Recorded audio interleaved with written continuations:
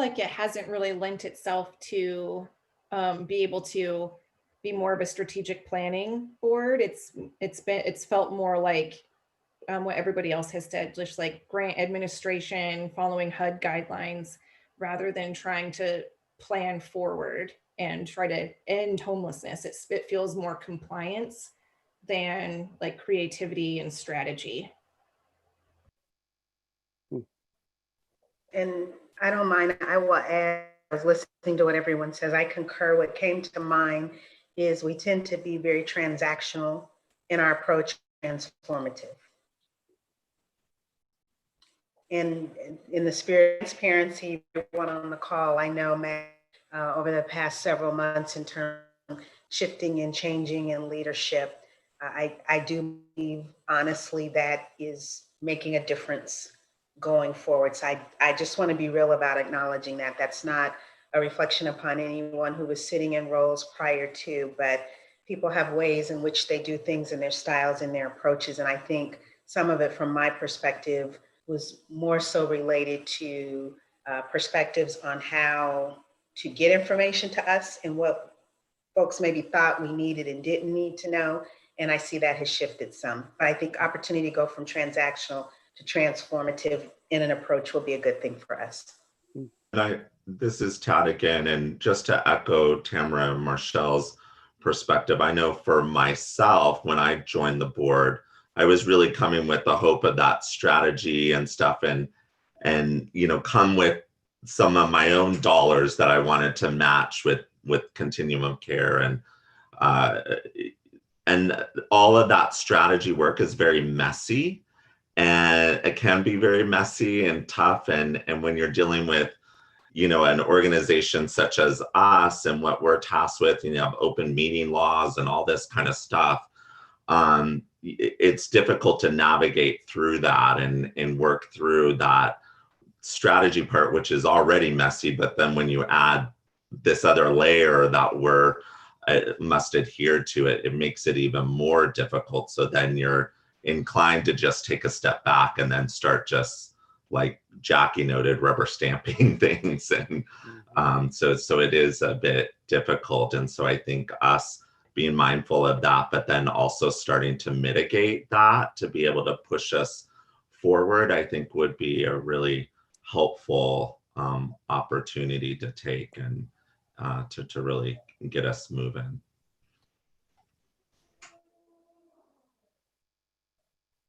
Good, thank you. Other comments?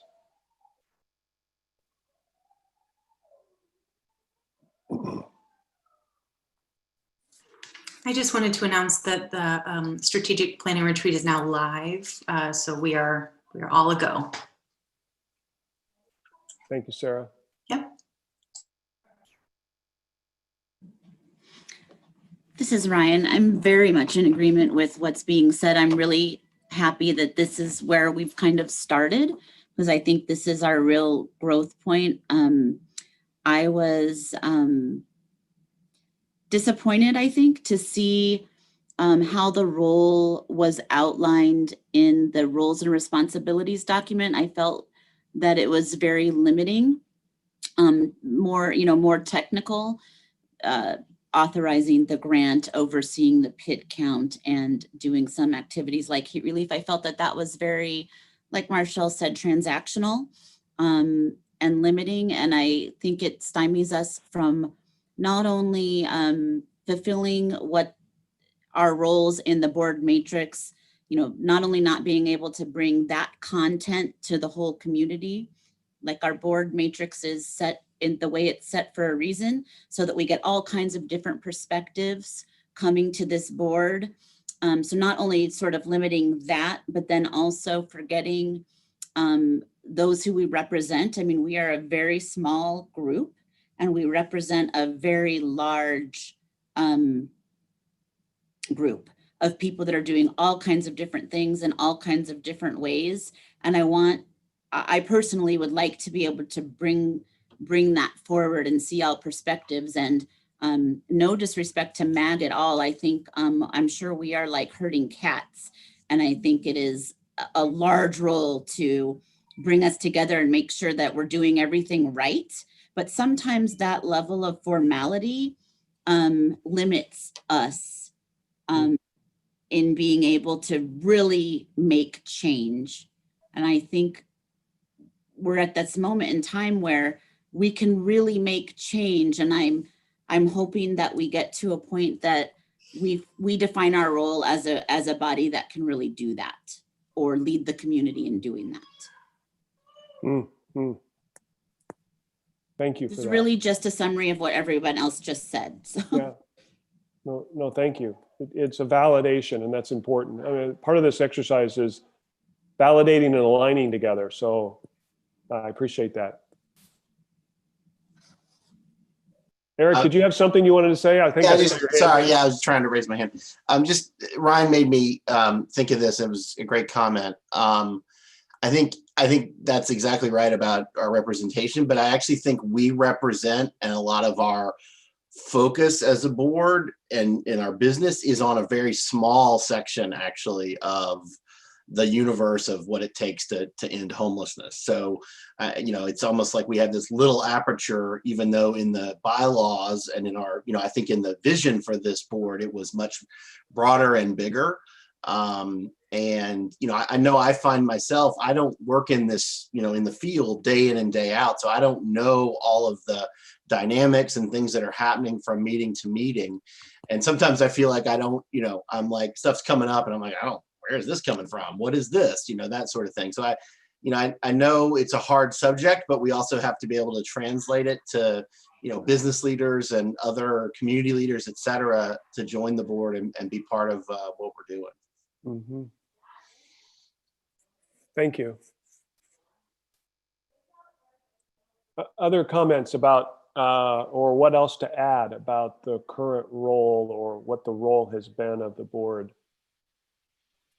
This is Joan. I would agree with the comments being made, and I also agree that there's been some positive shifts kind of in response to growing concerns or concerns raised.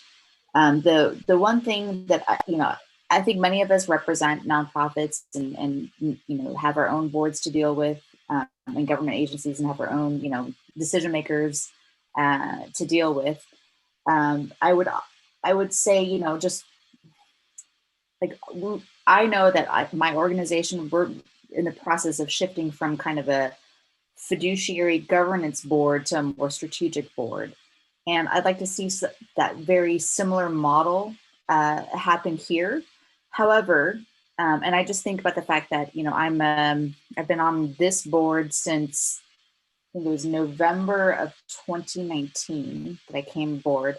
And I still and again, this is the cat in me, right? Like hurting me, that I feel like I'm missing some of those kind of core foundational documents and like the bylaws that I have in front of me, the governance charter, policies, standards, and best practices. But I think that there's some organizational documents that I think I mentioned that I mentioned this because we are thinking about new board members, and I think that kind of core package should be put together and given to new board members as kind of a here, read it, and if you have questions, connect with staff. Mm-hmm. Joan, can I ask a question just to follow up from that? When you say organizational documents, are you saying that the charter, 67-page charter that we have, is that not what you think we should? Is that not sufficient? Is it not framing the board's role and what this group does sufficiently enough? How are you? I guess I'm going to dig a little bit more on that, if you wouldn't mind. Sure. No, I think I think it's very meaty, mind you. But like the bylaws, I don't know if I'm seeing the bylaws or if you would even call this the bylaws, but even frankly, the fiscal documents represent, a core component of every organization. And I think that that's, something that we should be able to peek behind and figure out a little bit more as board members.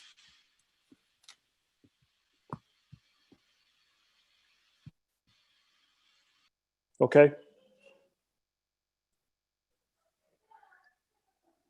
Other folks, comments about board's role?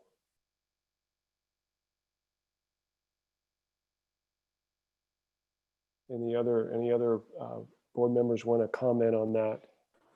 So I'll take one go back. I will say this again, this is so far, even the first, 20 minutes of this conversation has been refreshing for me, only because I thought I was the only board member feeling some of these things.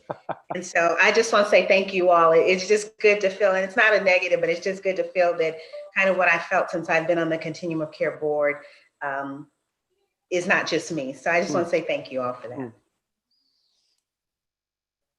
I appreciate that. It's great to know that we may all think this, or we're not alone. Yeah. Okay. Anyone else? I don't want to belabor this particular topic or to necessarily look in our history or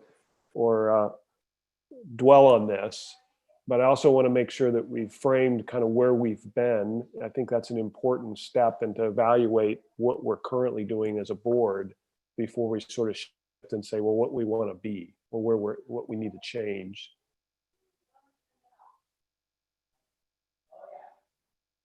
Okay.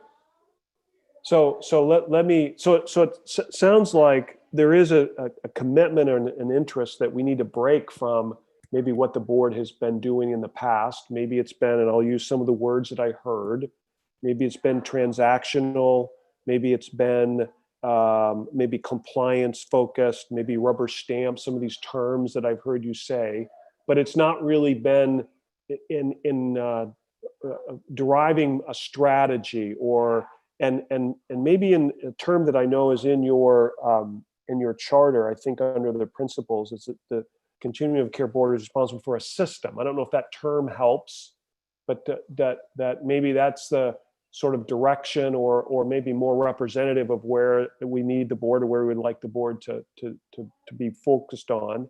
So my question is, if we sort of look at that past where we've been, what does it then look like? What is your dream, or how do you, as you envision going forward, or the ideal view of what the board would be doing, what would that look like for you? What would it be, the things that would get you excited, or you feel like, in order to carry out the mission that you all have, what might that look like in the future? Dream a little bit.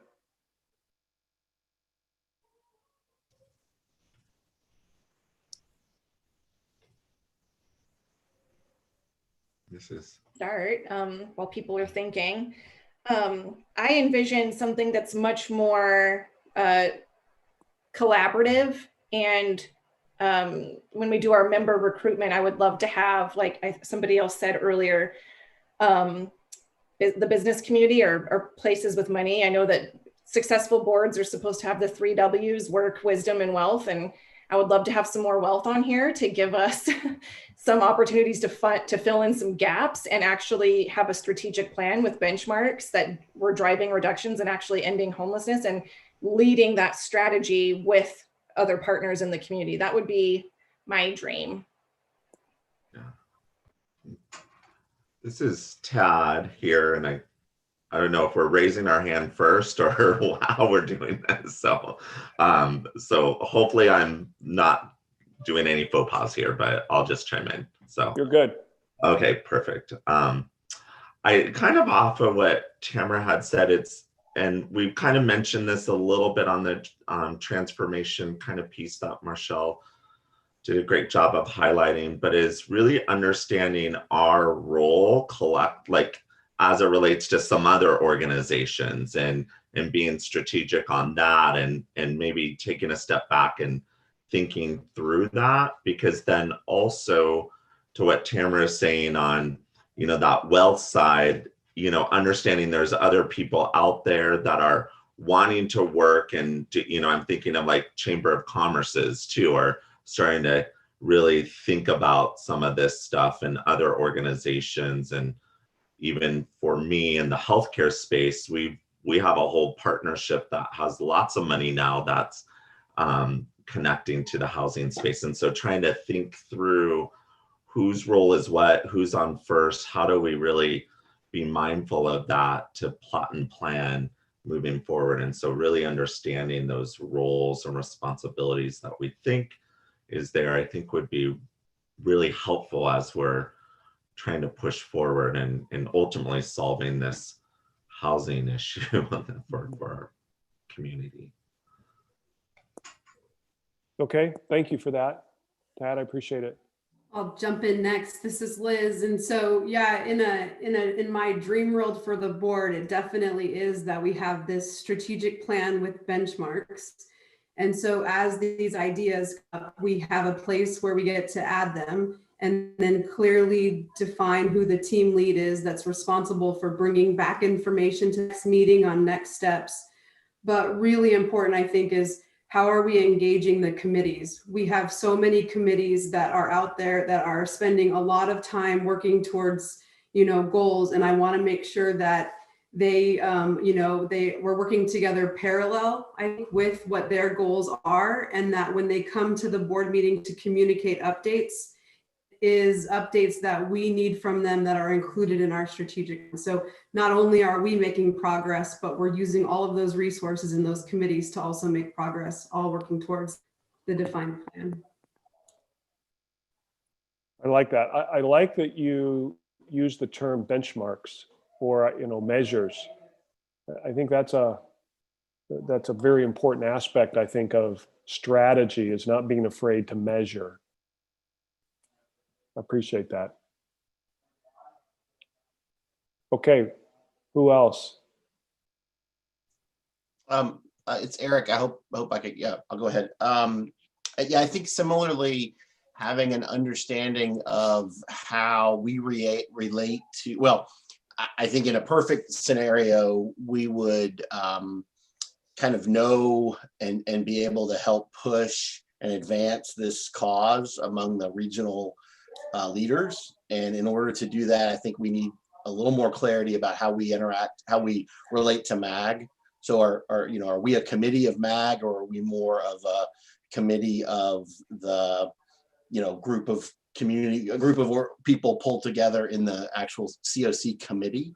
I think along those lines, and y'all know I've went through this in a different community, but one of the things that we really had to struggle with was the sovereignty of, and I hate to use that term, but it's what it is, the sovereignty of the COC board. And we really had to work through our membership process and leadership, who voted on who, how did that process work from the ground up? Not suggesting we recreate the wheel here, but at least to dig into that and understand it a bit, vis-a-vis how this body, relates to the committee and the broader committee, as well as the other group that I'm forgetting right now. Sorry. Anyway. So Eric, can I ask a little bit, because maybe it's probably just me, Sure. but when you talk about the sovereign, first of all, the committee and the relation to MAG, we'll get that, I think, on the agenda. That is a very important part. We'll get there. But I want to go back, the sovereignty thing, that's sort of a foreign idea for me. I don't know if the rest of the board sort of gets that, or. So what we had to struggle with where I was before was, okay, there's a COC board, and how is it chosen? And who has the ultimate say and power? And what we ended up doing was, rewriting our set of bylaws so that, we had membership in this committee. They had an annual meeting. They voted on, the people, the slate of who, and I'm not suggesting that be here. I'm just saying to have some clarity in, what that looks like. And if it's, if it's our current process is what we want to keep, and it's the way it's written, the thing, that's great. But I do think it could come up, especially when when we make controversial or challenging decisions, in just who are we actually representing. I hope that's clear. It may be a little too off topic, but. No, I'll ask maybe some other folks maybe on the board. I think that's a great thing to throw out, to say, how's everybody else sort of respond to that or think about that?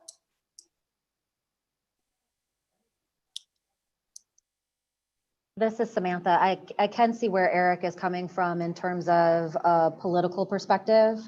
And if MAG as the kind of where the mayor's that level of board within MAG, as they start to work on some of these regional efforts, and if there is something that they want to see done that the COC board doesn't necessarily agree with, I can see where that's going to be an issue. And Ryan, I think, had brought up, information that she needed to kind of get timely so that she could do what she needed to do on her end as it related to, I think, probably some of the politics isn't always a great word, but at least within the city, so that she was, being able to bring back information before it got out. So I can see how this could get complicated, and why a sort of sovereignty, like, somebody on that kind of mayor level board saying, well, who are these people, who gets to make this decision? And so, making sure that that is clear and how those choices are made, why it's, the board is reflected in this way. I do, as we build in this process, I can see where that would be important for future work.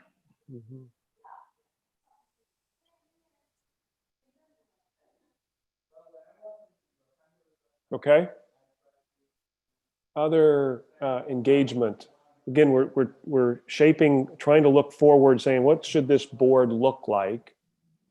And dreaming a little bit, or at least trying to frame where we've been. We understand that we want to change. What's that going to look like going forward? And I'd like to encourage some more conversation about that. So I'm not sure if there's opportunity to figure out how you frame the it. I don't have the answer. So I'm thinking about it from the perspective of when you serve on other boards, the it is the organization. Big brothers, big sisters, Fiesta Bowl, just kind of thinking some boards I'm on. You know what the it is. I think what's a little bit different here is what is really the it that we're focused on. We know it's surrounding all of the dynamics around homelessness, but there kind of isn't an it. And I don't know if we'll be able to get to an it, but if there's opportunity to figure out maybe a little bit more clearly what an it is, I think that can be helpful. So can I ask, Marcel, is that it your mission? I mean, if we call up, and maybe we can do that, maybe that would be helpful, because we put a slide together, I think, don't we, Sarah or Craig? Don't we have a slide on the mission? And would that be helpful? Or maybe that should be validated, that you're it, or what you are responsible to do is framed in that mission. And if it's not accurate, or if there's more to it, or if that's not enough, maybe we should look at that. Could we, is Craig out there? Or, oh, he's doing it. So this is my understanding is in your charter. This is your mission. Thank you, Craig. I appreciate that. Is that the it? I love the it, but is that it? So, I'm not, and I don't mind saying this is the first time I've really looked at the mission. The first time I really looked at the governance charter and policies in prep for this. Yeah, I think it is, if you will, that can be an it. I just don't know if the it needs to be expanded. I truly understand some of it's prescriptive under, the HERF Act, but I don't know if this is written in a way that it lives and it breathes and it engages. It seems sterile. I don't know quite how to articulate it. And maybe I don't see where you can create the passion for it, if that makes some sense. It's hard to articulate. I just think there's probably some opportunity to refine that a little bit and maybe not make it so sterile. Yeah, no, I appreciate that. I mean, you want a powerful mission. If you can do it and want to create it, you want something that is, I think, motivational or engaging, powerful. I like that. What other thoughts do you have, by the way, on the mission? Anybody else want to weigh in on that? In my mind, a mission statement should be very succinct. And I agree with Marcel, kind of a motivating to action this is like a tick list of different activities that we're striving to do to achieve the mission. I don't, this doesn't read like a mission statement to me. Okay. Thank you for that. Other comments? To me, this is like the transactional piece. These are some very, in my viewpoint, very limited activities that might go along with the board, but they're not broad, and they don't allow for innovation and change. They're almost finite in a way. Mm-hmm. And I just wanted to piggyback on something that Eric had said earlier in, trying to figure out where does this committee take its guidance from? Is it facilitated by MAG? Does it belong to the community? Does it belong to MAG? And for me, this is really very recently, I guess when we started maybe several months ago thinking about strategic planning and whatnot, it was like, great, we have a time to sort of enhance ourselves and say, hey, this group of folks really wants to be more hands-on in terms of policies and procedures. We have a lot of energy. There's opportunity right now. We'd like to go. But in the last couple of months, I mean, this has been an unprecedented time in so many ways. But in the last couple of months, at least for me, things became a little bit more crystallized in my mind in terms of the things that the places I want to go today. That was sort of, see if I can reframe. That was sort of an enhancement mission. And now I'm more on in a confused space, and really glad that we're having this discussion, because in my mind, I want to go to that place of innovation and collaboration and much bigger thinking. And I agree with whoever said, we don't have everybody at the table. We have a bunch of ourselves at the table, right? I recognize what all of you do. It makes sense to me. There should be people that I have no idea what they do, that they're going to bring their own perspectives to the table. And what really crystallized this for me was the creation of this new collaborative. I keep asking myself, well, if this collaborative was born, what were we not doing, or what are we not doing? Why are there two different groups now? Because what I'm hearing and what I feel in my heart personally is those are sort of the people that should be added to our group, and then some. Those are some of we need that healthcare perspective. We need that big business perspective. We need that big academic perspective. We need a big funders at the table. All these things have been added to this separate group now. So I'm personally just struggling with what's the difference between our two groups. And if I were to look at this governance charter, the difference to me is we're transactional. We're very limited in our thinking. We are here to get this, this, and this done and vote on the application every year. And the other group is for the things that we are talking about here wanting to do.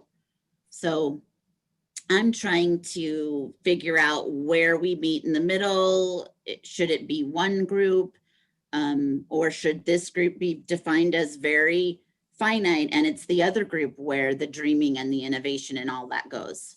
So that's help I'm me sitting with.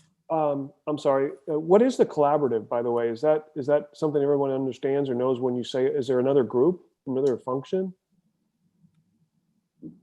Maybe Mag might answer that question. Okay. A new group coming around to do great things in homelessness. So I'm wondering where how do we intersect? Somebody in MAG want to take a shot at that one?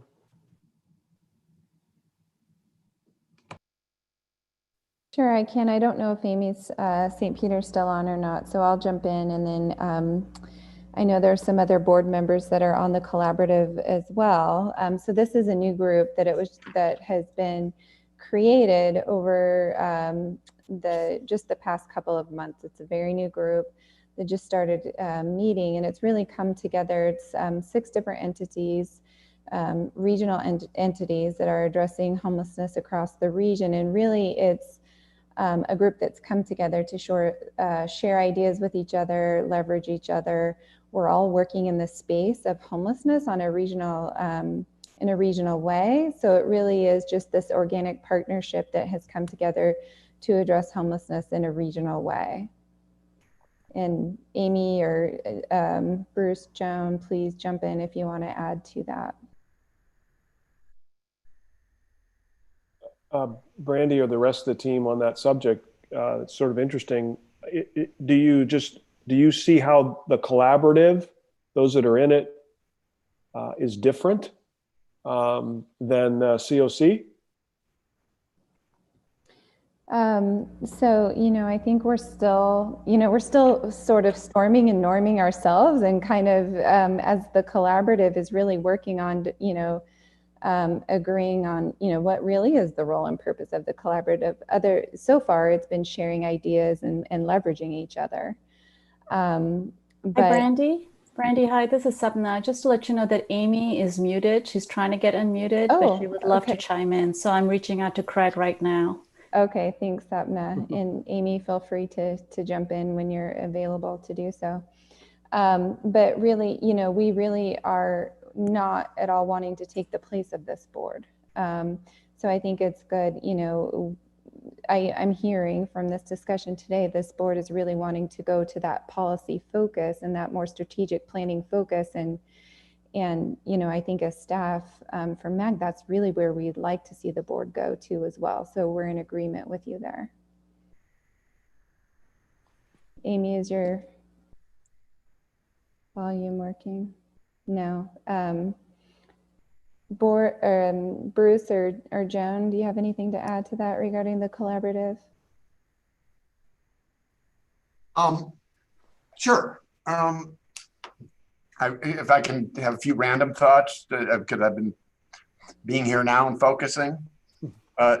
Tad started in terms of when he joined the board, and when I joined the board years ago, I thought the board would be doing what MAG staff is now doing to advance the regional homeless strategy. So I thought we would have, we all wish we did it 5 years ago, but I thought that's what we would be doing as a board. I think over the years, I've concluded that that's kind of beyond what we're capable of doing in a way as a board, that it's a bigger project. And my perspective as the government, one of the government people on this board, is that I understand how the elected people and how the government people have to be key players and have the ownership ultimately in this. So I talked with MAG early on about all the groups that were out saying somebody ought to take the lead.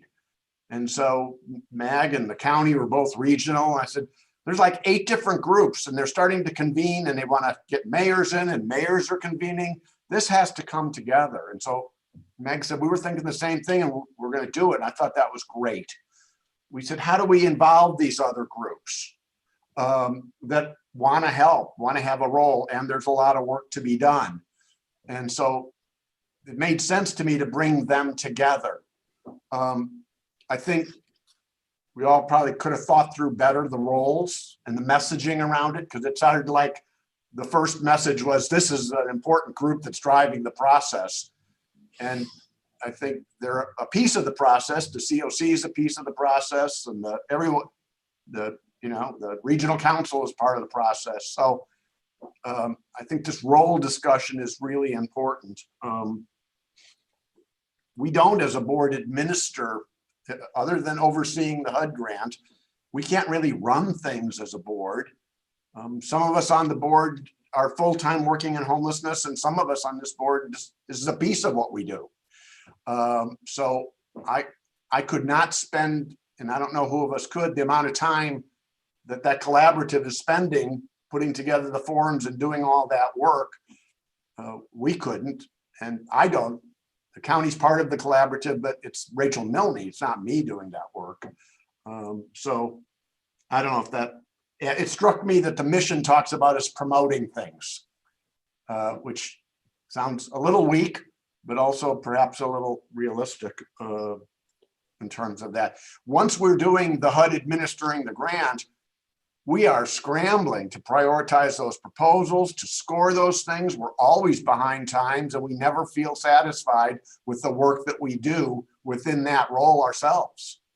So, I mean, maybe had we had a strategic discussion and decided that the COC needed 10 staff to get this job done, that we might have been in a different position. Which, by the way, other COC staff, COC boards have a lot more staff than we do. So I don't know. That's a lot of random thoughts. Sorry. No, that's great, Bruce. Hi, it's Amy. May I jump in? Yeah, glad we can hear you. Thank you. I was yelling into my phone, can you hear me? And that didn't happen. So I'm back. I do apologize for that interruption. I did miss the conversation though. So I'm happy, really just absolutely thrilled to be having this conversation with the board today. We all absolutely want the board to be leading in this space, to be serving in this capacity. I think this is a really good opportunity to hit that reset button, to hit the reset. We want the board to drive this. We want the board to own this. We want to go and support you where you really envision this board and really fulfilling its potential. And so that's why we're having this conversation today. So I thank you for your candidness. I thank you for the constructive input. I think all of that has to happen, is really valuable to moving this work forward. In terms of just clearing up a few things and just going over the history, because I think that's relevant to where we are right now, and encourage others to jump in as well. When the Continuum of Care first came to MAG more than 20 years ago, back in '99, it was much more organic. It was very much keyed into what are the needs of the region. As HUD became more complex, as a national competition became more competitive and more technical, the board really stepped up to really maintain that federal funding that's coming into the region. That's $25 million or more every year to support it's more than 24 homeless assistance programs. So that's a huge undertaking. And as that federal work became more prescriptive, more complex, more technical, more competitive, the focus shifted over the years, and it shifted for good intentions in terms of we've got to maintain this federal funding, and it's critical to the providers here. But in the process, though, in hindsight, and it's all hindsight, I think we lost that focus on the needs of the region, and the board increasingly felt like and was maybe viewed as more of a transactional body. It was more about the federal compliance and about the regional priorities, and we've lost a lot in that process. So I'm really excited by the conversation today. I think this is exactly the kind of dialogue that we need to be having. It's really about how do we hit that reset? How do we reposition the board to be more focused on the needs of the region, and how do we play more of a role in that region? So I think everyone's in agreement there. We might have different perspectives in terms of maybe how we came to this place. People will always have different perspectives, but where we need to go is the board taking more of a policy position. And we've been talking about that with you. We really want to see you move into that space, and we want to support you in that space. The Continuum of Care is not a MAG committee. It's not. It is separate. We staff it. We've housed it for more than 20 years, but we don't own it. The board owns it. And so we're excited to see you leading in this space. In terms of the regional collaborative, it was formed because there's 6 different entities, all working in homelessness, all doing so at that regional basis. So at a very minimum, we just don't want to trip over each other. None of us has that kind of time or energy. We absolutely want to be able to leverage each other to support each other. And so it's not meant to take the place of this board. It's meant to support the board. And I can send you weekly updates in terms of different things that are going on. I would love to include you as much as you want to be included. Please do let us know how you want to be involved. And we really want the board to help lead in this space and to position you to be able to do that. In terms of the membership, I think it's great. I think it's important really to take a look at who else needs to be at the table. It's business, it's schools, it's faith community, it's any number of different people. And again, when the charter was done, a lot of the membership language in there is to comply with the federal requirements.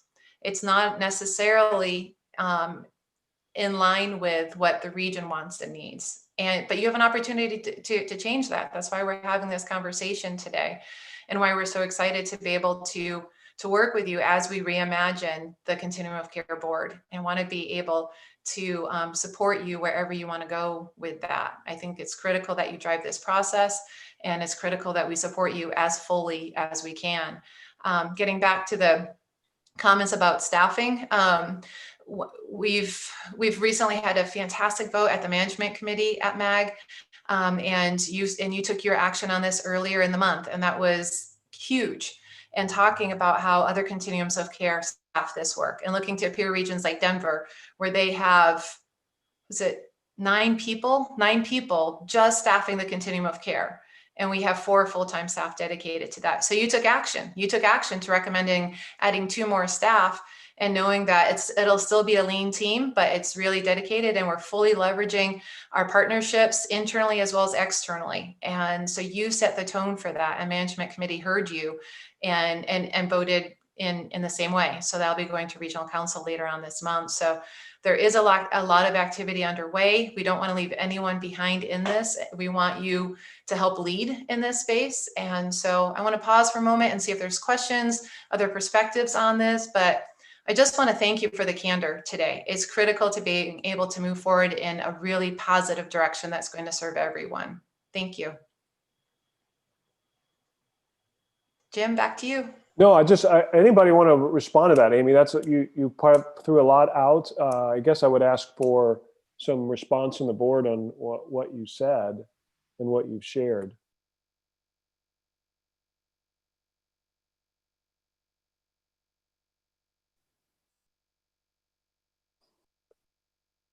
No reaction. I think it's important to push the forward button. I agree with much of what you said, Amy. I think there's a lot, if we could rewind time, and things may have been executed a little bit differently, but I think the challenge is, how do we go forward in the most positive and what's most important, the most constructive way to assist in ending homelessness in our region.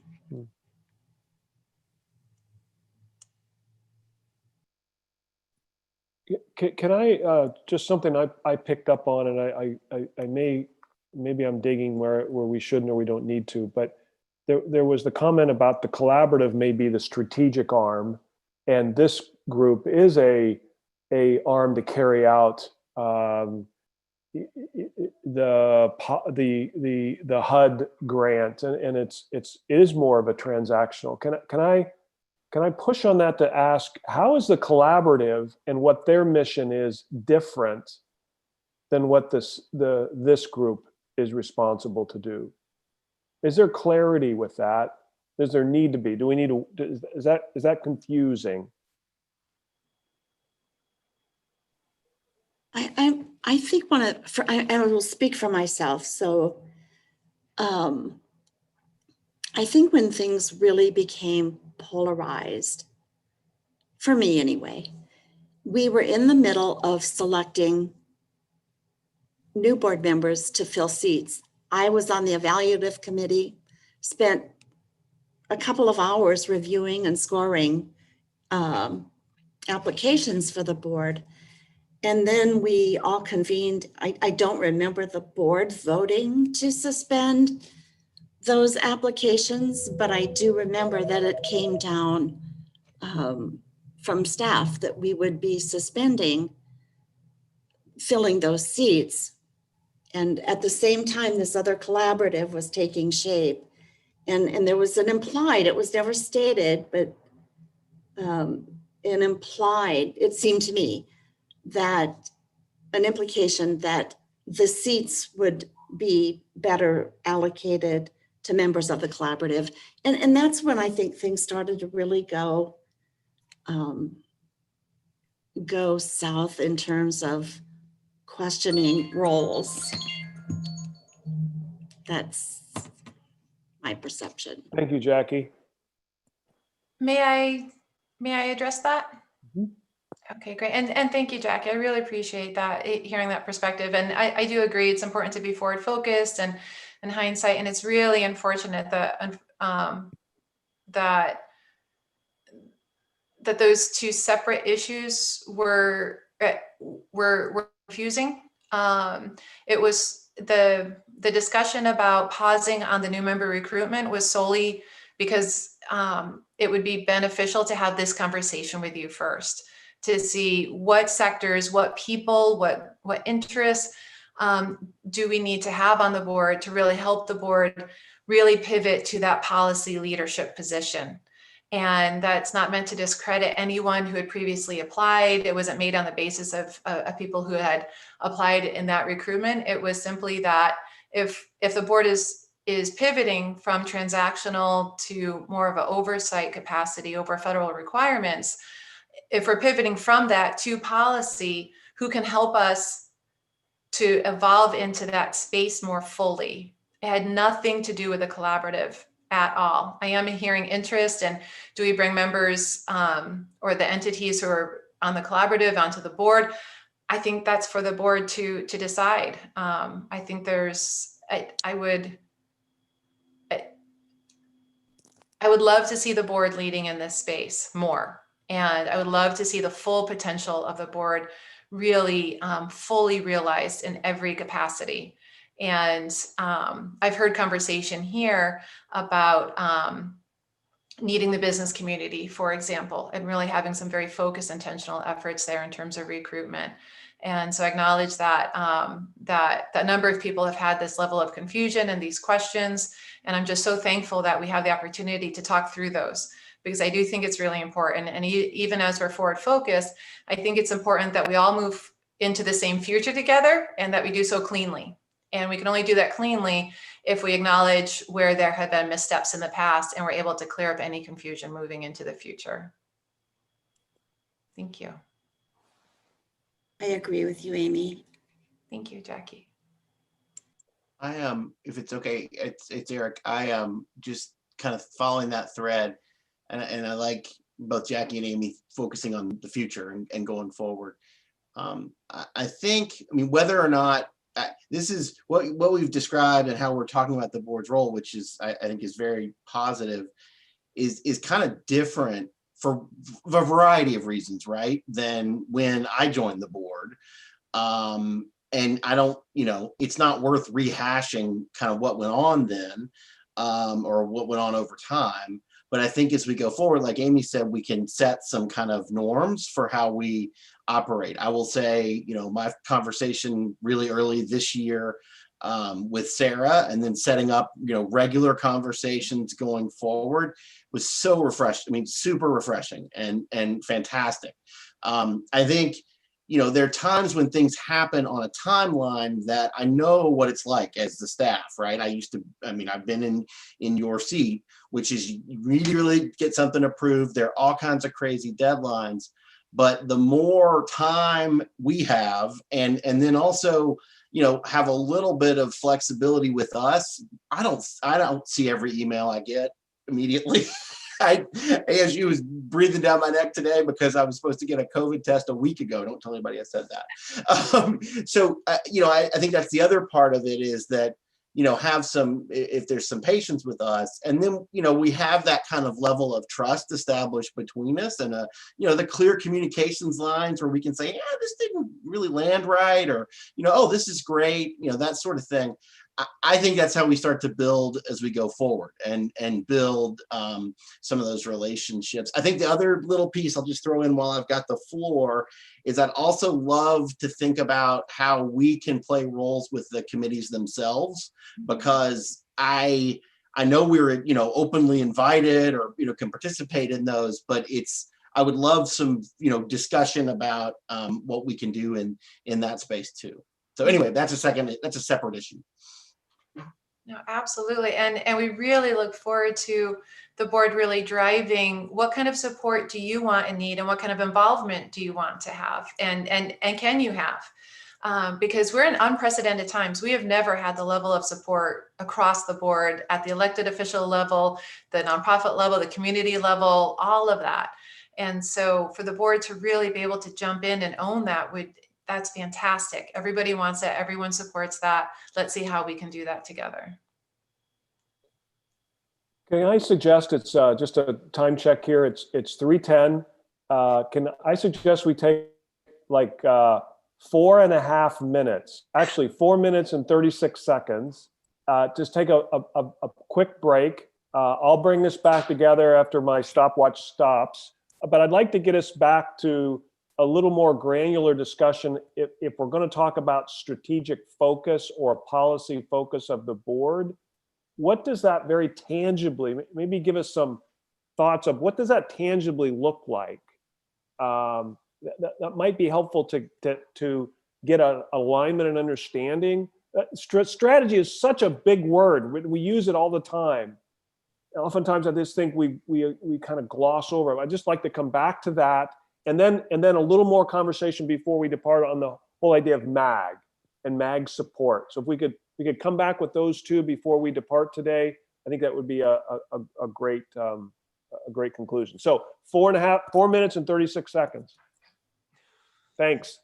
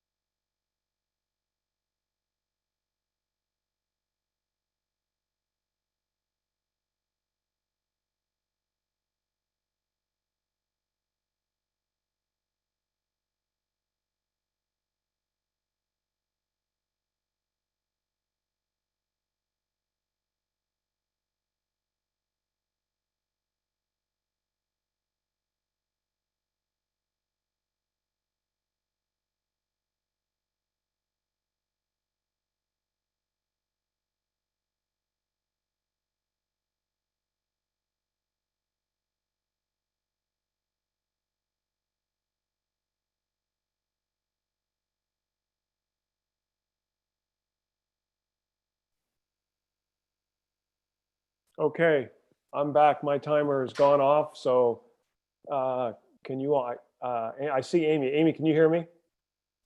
Okay, I just want to make sure I'm back and people can hear me. Hopefully everyone else is back. I see many faces. Appreciate the video to see everybody.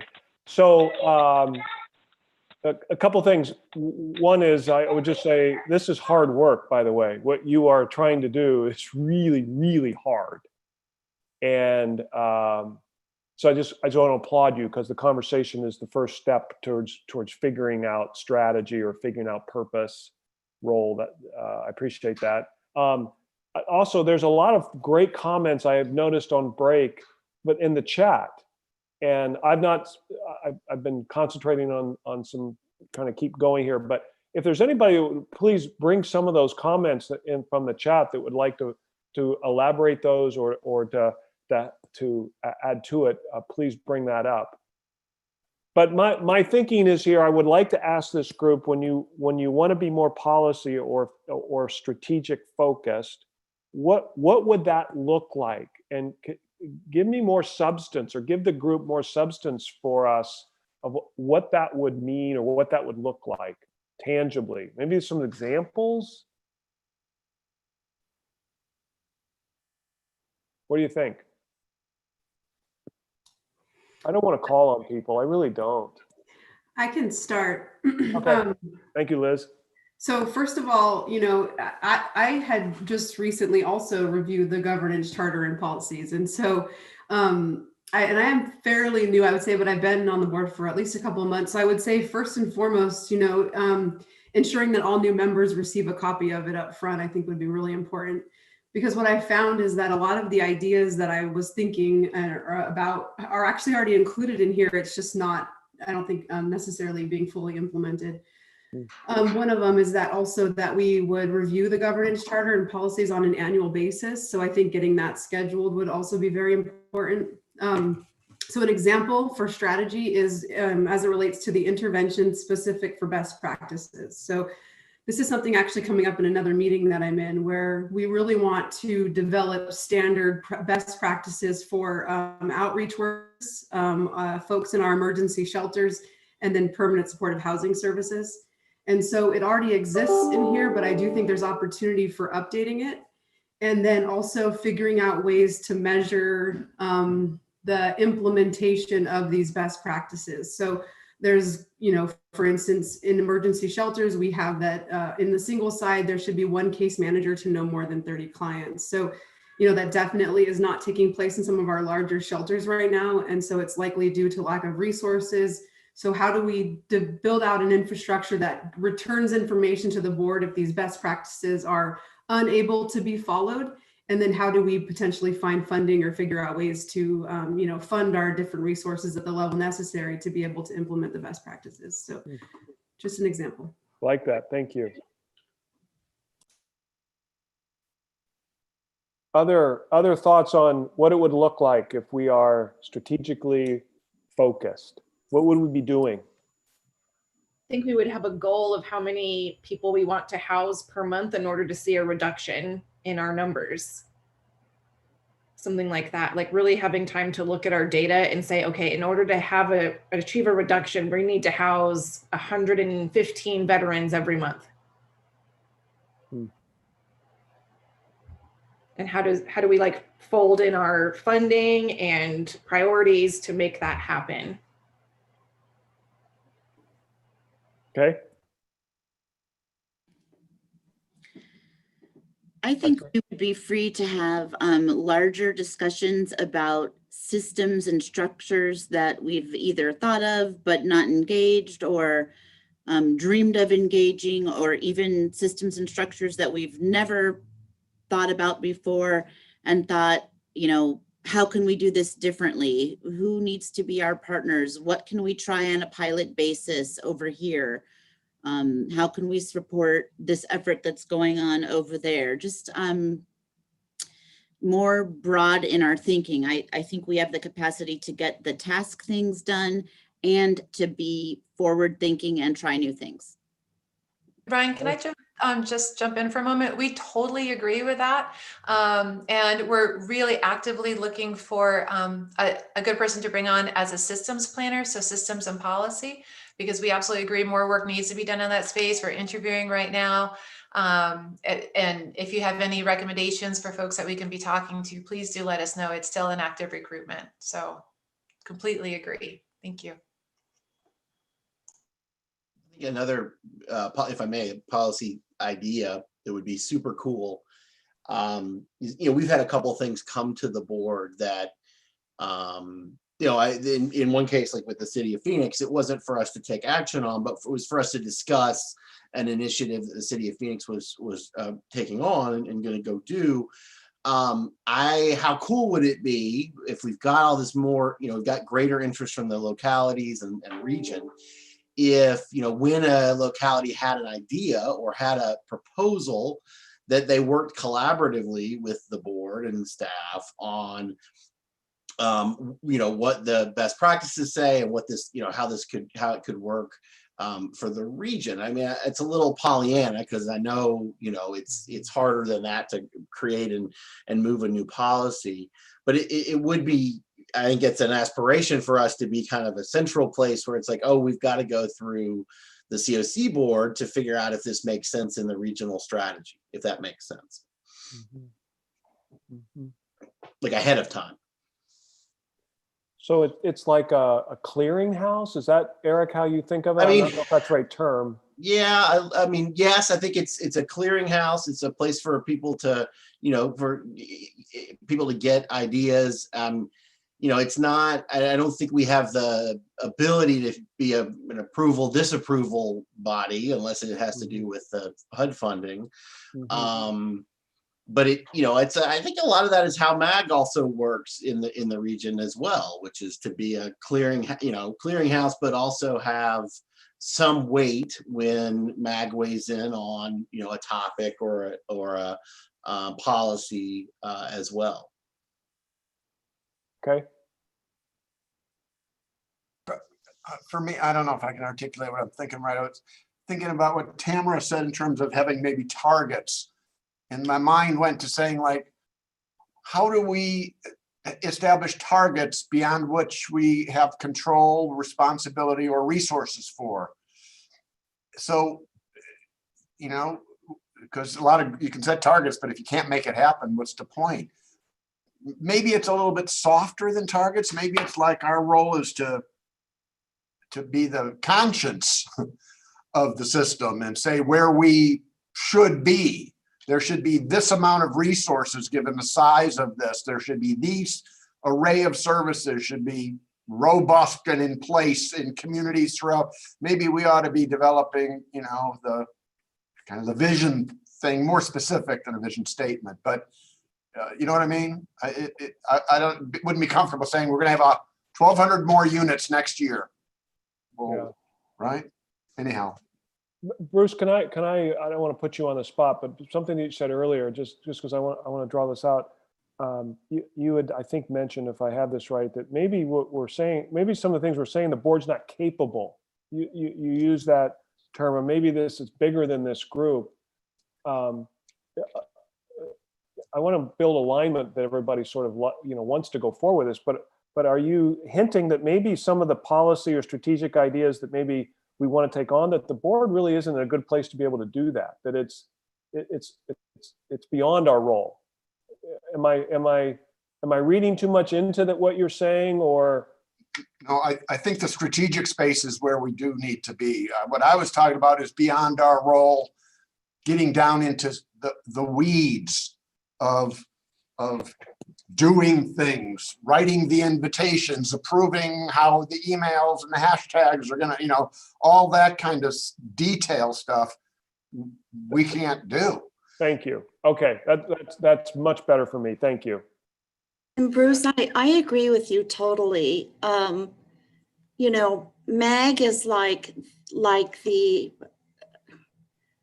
Amy is like the CEO, and then the rest of the staff supporting the continuum of care are like the agency's staff, the hands and feet that do the work. It's that kind of analogy. Yeah. I think what we're saying let me own it again. What I'm saying as the board is I really am impressed by the amount of work that you all do. I have great respect for each one of you. I think where the disconnect happens is when you're miles ahead of the board. And, you know, that's like me as a CEO, shifting to a major strategic direction and then coming back to the board and saying, oh, by the way, this is what we're doing. And this is such an exciting opportunity. That's the disconnect. And at that point, that's the point where the board becomes the rubber stamp and has no opportunity for input or support. I mean, I will give you an interesting kind of disconnect that happened to me. Natalie Lewis, who is the deputy city manager in Mesa, writes me an email and says, hey, we're involved in this group with MAG and they want to know what's going on in the East Valley. Oh, by the way, I gave them your name because you could tell them what's happening. And it was like, it was a jarring disconnect. So I'm not sure how to go forward with that, but I do agree with Bruce. We all have jobs that we have to do on our own outside of our service on this board, which I think is critical and very important. We just have to find a better way to go forward. Can I jump in on that point? I'm going to shut up for the rest of the meeting. Please don't. No. Keep coming, Jackie. No, really. If I can just jump in and just lean into that for a moment, I would love to hear from the board how you would like us to keep you updated and involved in this work. And we can send you weekly emails, we can have one-on-ones. I mean, there's any number of different ways that we can keep you updated and really involved. And I would love to be able to do that. I would love to hear from you how we can best achieve that goal, knowing that you have torrents of emails flooding into your email box every day. And you guys have jobs above and beyond this. So what's the right balance? Because we can flood you guys with information, but I don't think anybody wants that. So what's the right balance? How often would you like to be updated? At what level of detail? I do absolutely agree. This should not be a rubber stamp. You guys have expertise and talents far beyond that. So that's a disservice to us all if you're just serving as a rubber stamp. So do you have thoughts or ideas about how we can best keep you in the loop on this? Marshall? Yeah, I do. This has somewhat become the chicken or the egg. Yeah. I think you have to keep us looped in relative to what we're doing today. So whatever becomes, if there's a new mission or our strategic plan, it's a little hard for me to talk about what level of communication is needed, because as I read the mission right now, we're very transactional. So if you're talking strategic things, technically, you're not bringing those before the Continuum of Care Board. MAG is doing what MAG is tasked with doing. So my hesitation in responding to what type of communication and the levels of communication, to me, really are driven by, what is the Continuum of Care Board as it continues to evolve. Right. I would say this piece, relative to some of what Jackie was saying, I think what's heightened it for me, as Jackie says, I'll own it for me, is to me, the collaborative piece really felt as if that was the lane, if you will, that the Continuum of Care Board was supposed to be playing in, that space, if you will. And but depending upon perspectives and understanding, maybe it wasn't something that should have come to us beforehand. Maybe it was supposed to come to us when it did. So I think this strategic session in the 1-2 weeks from now, whenever it's scheduled next week, for me will better drive how I can answer that question. I really can't answer right now. That's just a great point. That's a great point, Marshall. Samantha? So when I joined the COC board, it became really clear that, our role felt like we were supposed to oversee the programming that would continue, Maricopa County getting the HUD dollars needed. And so I think when people keep saying that transactional, that's what it feels like. That sort of drives, every meeting, where we're at, what tool, NOFA, follow, like all of these, all these things that service providers, in that world, they really kind of, have to use these instruments and tools and, and things like that. And so it feels like there's a strong desire to get more innovative. That's the word that Ryan used that I really liked.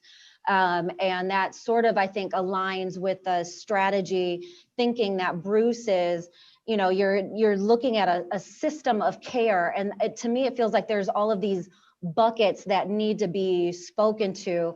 Liz mentioned outreach and, best practices with outreach. We, talk a lot about shelter and the types of shelter. And do we have enough shelter? So how do you start to get some more resources for shelter? We talk about rapid rehousing, permanent supportive housing. There is not enough. So it feels like you've got this like outreach, housing, you have these kind of buckets. How do people enter homelessness that we've sort of talked about? The difference between populations comes up a lot because you've got family, children, you've got teenagers, you've got, veterans, you've got chronic, so seniors have been a hot topic as of late. And so I think as a board, we have to sort of figure out maybe what are these areas within the system that we want to kind of focus on, and who's working collaboratively in the housing space, who's working collaboratively in the outreach space. Because I think everything that has happened for the last, I've only been on the board for 2 years, but what I can tell, and I'm total outsider, I'm not a service provider, so, I've got 90 other hats I have to wear throughout the day. But from what I can tell, it just feels like in order to keep the HUD, we have to do these things in order to kind of stay competitive. And if that side of the HUD dollars and things like that, if that is a role that staffers can kind of be concerned about, it's almost like then we can take a look at this system, we can take a look at innovation, and we can figure out how to make sure, like, Eric kind of brought up, it feels like, like the COC could be thought leaders. And so if you hear about this program, where it should kind of plug into this system that has been created. And then that, then you're looking at regionally, how does this work? Because part of the, there's a ton of homelessness, growing here. And I think that regionalism is so critical because, there's more cities wanting, to play in this because they're seeing their, homelessness as well, where it feels like everything had been tied to Phoenix. So it's like, what role does this system of care have across the region? And, and that's, I think, the space that we are hoping to move into. Absolutely.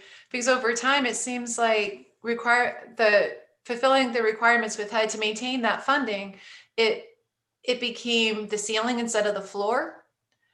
And we need to maintain that floor. And so we need to build capacity. And, to points that have been made, what kind of capacity do we have right now? And what kind of capacity do we need? So for example, I think it's a really important point about data. And Eric had a great comment in the chat about how, data should be driving our work, that we should be analyzing data from a variety of different systems and sectors, and then bringing that to bear to help inform the next steps that we need to be taking as a region. That's why we're proposing to be able to bring on a data analyst full-time for this. And Anubhav and his crew through Regional Analytics have been doing fantastic work with us. We've been able to leverage them. If we have a full-time data analyst exclusively dedicated to this work, we can do that even more. We're meeting weekly with Crisis Response Network to increase the data, the quality of the data, the breadth of the data that's available right now. So we need to take what's currently the ceiling in terms of those federal requirements and compliance, bring it back down to the floor and build up capacity and define what's the ceiling now. And Marshall, I really agree with you. You had great points about how it's hard to tell what our interaction should be if we don't know what our work is together. So we need to redefine what's that mission for the board, what's the new ceiling, let's build the capacity to get there, and that'll define our interaction, and that'll define how we can best support you in that. Bruce? I love the floor ceiling. I think that's right on, Amy. It really analyzes it. But I'd like to take the data piece and maybe try and make it more of a strategic statement. Drives me crazy. We can't control the media or what people say, we know in this world, but the Continuum ought to be, I think, the go-to place for all truth data about what's needed in a system and what exists today. Drives me crazy to read these articles and people saying, well, there's been an increase of this by this, and I thought that should be MAG's role. What are people, why are reporters just, somebody can just say things, it's our world, but I really think we ought to push back and say, if you want to know something true about homelessness in this county, you go to MAG. Anywhere else is wrong, you know? Yeah.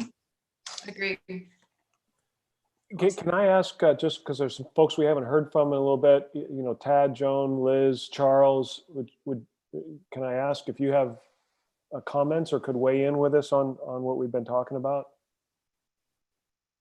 Or would you like to? This is Joan. I mean, I'm agreeing with the conversation. Let me put video, sorry.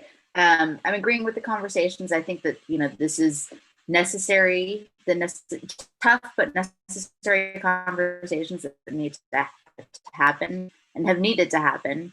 I think sometimes, you know, we are reactive because of the pressures that we all face. I think, and I think that that's kind of rearing its ugly head, but I also think that, you know, we're taking the necessary steps to build that trust and increase the communication. I did want to say, like, there was a question I think Amy raised about how to best communicate, and I don't know, I don't have this strategy, but I would say that, like, some of it is on us. Like, I think MAG has a tendency to over communicate, and we just get buried. So oftentimes I have to go search, and it's on me. Like, it's on me to do the work. So it's not that MAG is not communicating. It's just that so many other people are communicating as well. So, you know, in terms of a mechanism, I often also think about, like, maybe if there's like a way for MAG to put all of their thoughts in a kind of a website. And so that if you want to go to it, you go to it to find out that information. So it's on you and me, you know, that kind of, that's one thought. There were some other thoughts. I'll jump in when there were some other kind of not concrete, not organized thoughts, but I'll jump in when I am more aligned to that. Thanks, Okay. Joan. Yeah. And I had actually contacted our communication director within the last week or two and letting her know, just giving her the heads up that I want to, and I'd love to get your thoughts on this because your feedback on this would really help.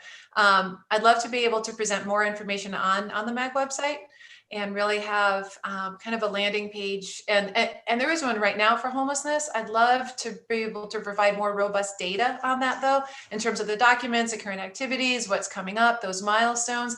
I was looking at the website for another continuum of care, and they had great infographics right on their website. They had the total number of people served. They said what percent was moving into permanent housing. I mean, it was all kinds of benchmarks that we've been talking about today. And they had it right on their website. I would love to be able to communicate not just the impact, but also have the information out there really transparently, really accessible, so that everyone can access those documents that we've been talking about and could be talking about too.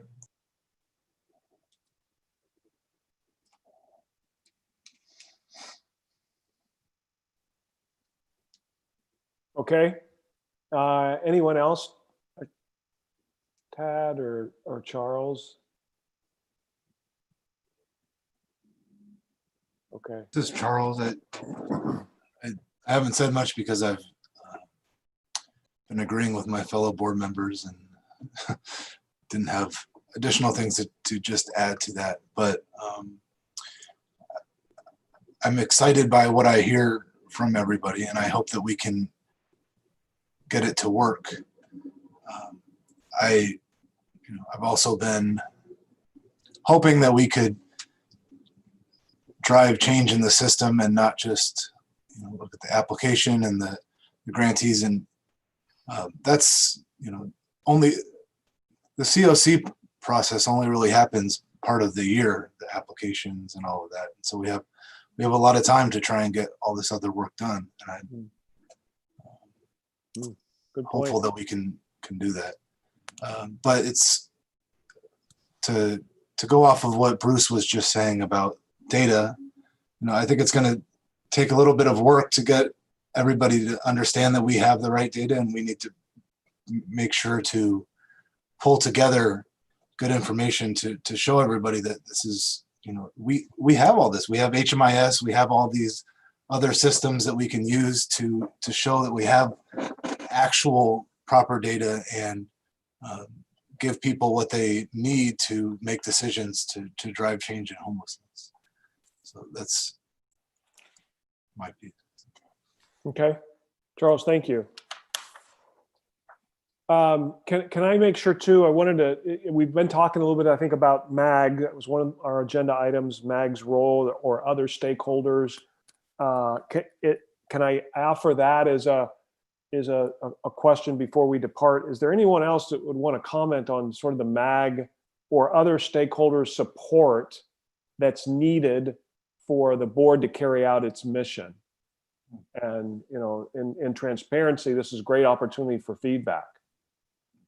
I do have something, and that's, again, we carry a burden representing the community that we fund, that we are involved in, that we're steeped in, and I bring this not as a criticism, but just an area for us to really lean into and figure out every way to solicit the feedback and voice of our partners in this field. I think I commend MAG staff for fast up, standing up YouTube and Zooms and but if we can provide some more public comment processes, I think we're missing some voices that we need that accountability for. So every innovative way that we want to address homelessness, we also want to innovatively get that feedback. Joan, can I ask, just when you say public comment, what maybe everybody else understands that. What do you mean by that? Members of the MAG committee, agencies that are funded by this continuum of care process. Even folks who are experiencing homelessness, we really want to be focusing in on hearing the voice of those individuals affected by our decisions. We need to make sure it's as easy as possible to get that feedback. And you see that as something MAG can own and do. Is that did I got that captured correctly? I think they need, yes, but not without, they've taken necessary steps, but I think they need to make it as easily accessible as possible. Okay. And again, that part of that is exploring what other, either COCs, what other government processes have been adapted and shifted in this COVID environment. Mm-hmm. Okay. Thank you, Joan. I've got an additional thought that you made me think of, and that's that, a lot of this work is messy, and collaboration is messy. Homelessness, there's not enough resources. A lot of our organizations may be, smaller, little engine that coulds, that sort of thing. I know that there's a sense, we need to obviously want to have a sense of professionalism and decorum, et cetera. But at the same time, to Joan's point, if, we give up a little bit of that formality and structure and have more voice from the community or from community members, I'm okay with that. I think and also, I'm also okay with, not knowing exactly where something's going to head, because that's how, that's how leadership and progress develops. And I do see MAG is a very professional organization. It's very, well done, great data, et cetera, et cetera. I'm not so sure we always have to be that way. I think we also need, end user experience. We need to be able to kind of, relate to our constituencies too. So I would say sometimes there's less formality is important if it means there's more, inclusion. I'd love to get your ideas on how to achieve that. I agree with the goal of better including the public and including diverse perspectives. I'm hearing that formalities getting in the way. I'm not sure if is that because comment is restricted to public comment periods on the agenda? Is that because of the remote nature? Because we can't all be physically together. We've been over backwards to try and bring in as much public input as absolutely possible and made accommodations and really done things differently with the board because we wanted to increase that public comment. So we're open to your ideas. If you have ideas, and we will absolutely look for ideas as well. But we appreciate any input that you might have on that because we share that same goal. I mean, and to that point, Amy, I don't have the things off the top of my head, but yeah, I think what you mentioned a couple things. I mean, how do we have people in the waiting room, or not the waiting room, but the back chairs that we would in a real life environment, right? Real life COC board meeting. How do we make that same kind of environment, but in a virtual? And I technology sometimes eludes me, but yes, I think we need to try and figure out that best model. Okay, we will commit to exploring that more fully. We'll check in with our IT staff and see if there's any other tools that we could use. Thank you for that. I think one thing I should have said, and it's, except it had a poor facilitator last week, but the session and the set of sessions that you all are starting on, or that the collaborative is starting on, is fantastic. I mean, I think that, so my comments were not so much that we've not started making some of those shifts. I think that, just being willing to, use your two ears instead of your one mouth is really useful work. Definitely, thank you. And just so everyone's up to speed on that, the outreach session that he was talking about, he did a great job of facilitating. So that was his self-deprecating humor there. We did have 68 nonprofit leaders come to our forum last week, which was tremendous. We are in the process right now, probably sending out the invite early next week for the frontline staff forum. We have another one on the books for housing leaders, another one for business leaders. We're scheduling forums with philanthropic education leaders as well. And we'll have one for the municipalities and elected officials too. So absolutely casting a broad net on this, really want to make sure that we're including diverse perspectives, but at the same time, understanding that we need to bring those perspectives into the board meetings as well. So we'll continue to look for opportunities to do just that. Any other perspectives on the question about stakeholder support, MAG feedback, MAG support, what the board needs?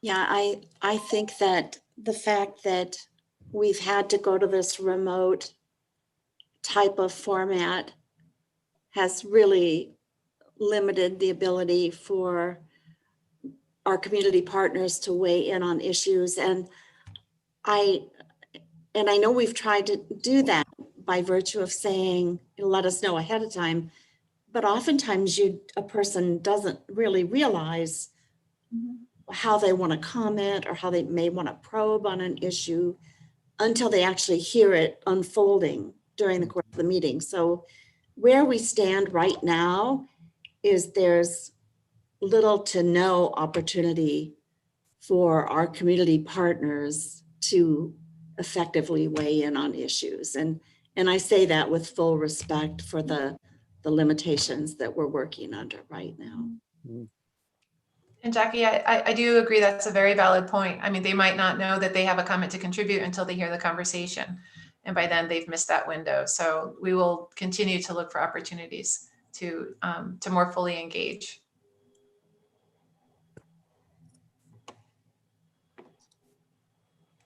Okay, I know we're getting close to 4 o'clock. I know we want to respect the time. I guess what I will ask, if it's okay, Tamara, since if it would be okay for you, or maybe you have any closing comments of maybe what you've heard today, or maybe any reflections from you on this kind of discussion. I'm just really heartened that we're all kind of on the same page and want to work harder and do more. That's substantial to this work and ending homelessness. And so I just feel really good about working on this together and trying to build something that's going to really serve our community and make us feel like, you know, this is really worth our time as well. So thank you everybody for being so participatory and yeah, just thank you. Okay, so just to kind of follow through next steps, and Tamara can weigh on this or others can weigh in. We've got a session next week to continue this. I might suggest that we provide you sort of a readout from many of the comments that were made today. So a lot of us, I'm sure at MAG and myself, have taken good notes, and I think we owe that back to feedback to you as part of the takeaways, at least I would suggest from the meeting. I think there's some things in the chat. I want to, if we could capture the chat and send that as well. I think we can do that. I think there's some things to digest. Good, thank you, Amy. I think there's some things we can digest from the chat too. All that in this bucket of discussion strategy, I think will lead to some further conversation. I think there are some things maybe that were commented on that we may want to circle or continue conversation next week, if that's okay. Is there other topics around this strategy or the role of the board discussion that you think we didn't have today, or that you think would be good to have or put on our agenda for next week?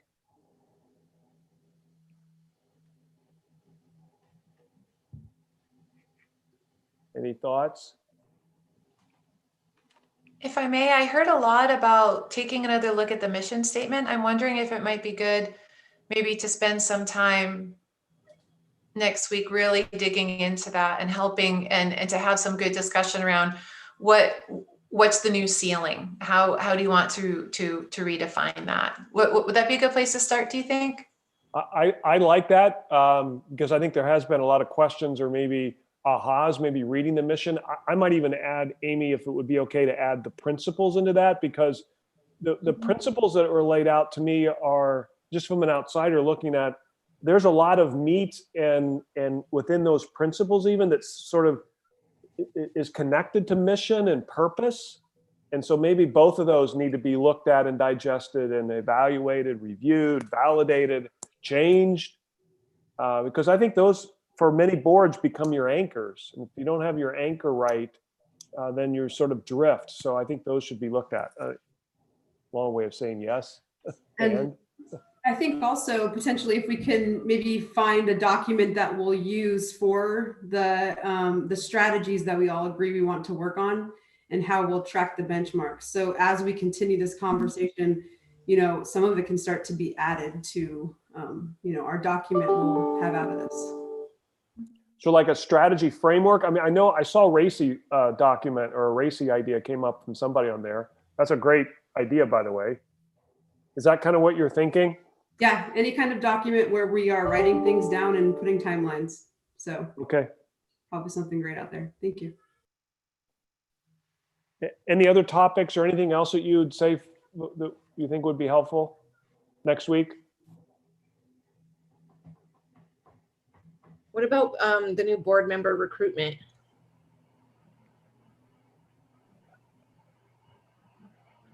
Sure. I mean, sounds great, Tamara. I think once we have some clarity around the mission and role of the board, then we'll be in a better position to really think through who else needs to join the board to help us achieve that new mission. Okay.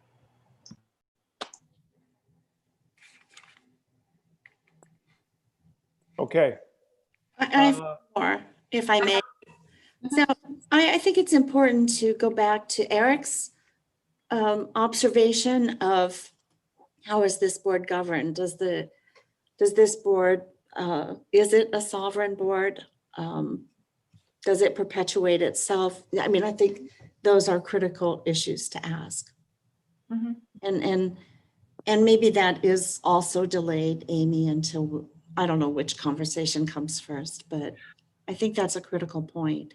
Right. Jackie, are you thinking that's a discussion for the group, or are you asking that somebody needs to come to this group and give that answer? Oh, that's a good question.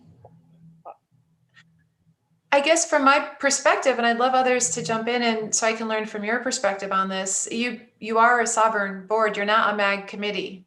That was made very clear when the Hearth Act came out. MAG is a collaborative applicant at the choosing of the board.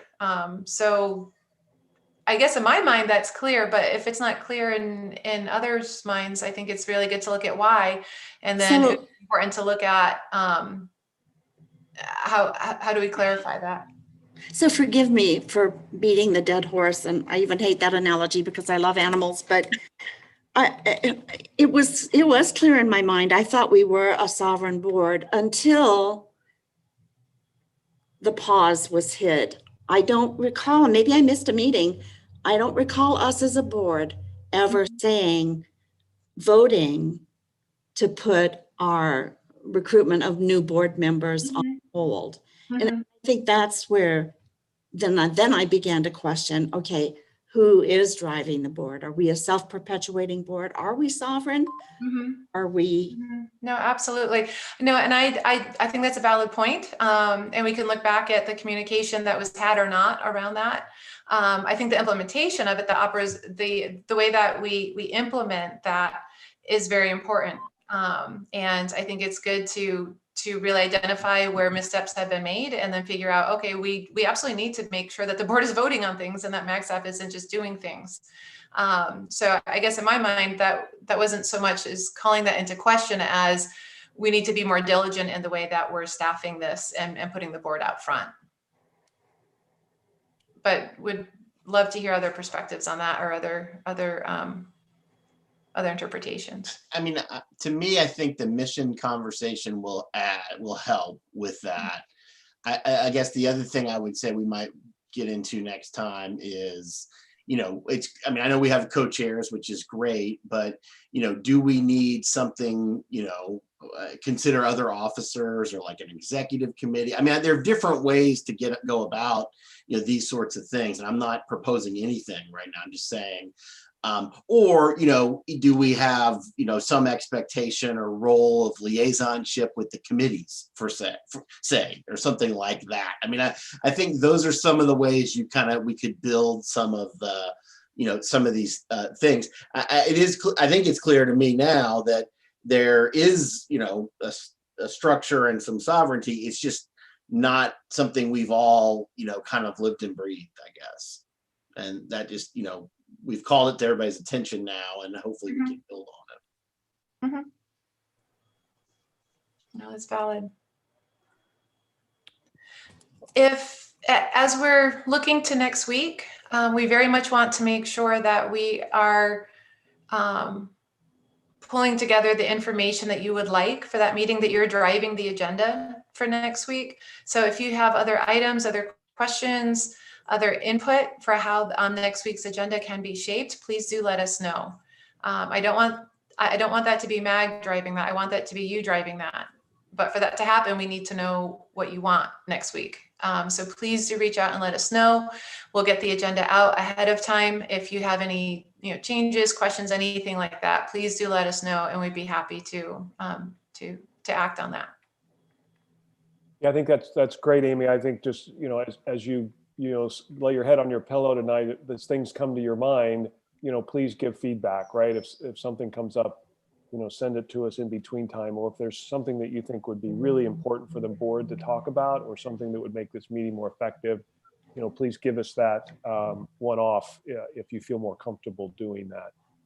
So any closing comments from, I'll get back to Tamara. Anything closing before we close the meeting, Tamara? Nothing for me. Okay. So listen, next Friday, we're back again. We, as Amy said, you'll get an agenda from us.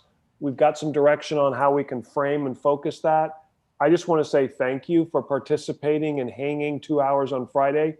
Next Friday, by the way, it's going to be pouring down rain. So you will absolutely want to be back here again and join us, because there'll be nothing better for you to do to continue this conversation. this is hard work. I applaud you guys. This is not easy. It's not easy to talk about strategy. It's not easy to get a group of people together, a big group, and to organize yourselves to make the impact that you want to make. So I appreciate the candor, appreciate your honesty, and I will look forward to learning more and gaining more insight next week as we further this conversation. So have a great weekend, and we'll see you next week. Thank you. Bye, everyone. Have a good weekend. Thank you all. Bye.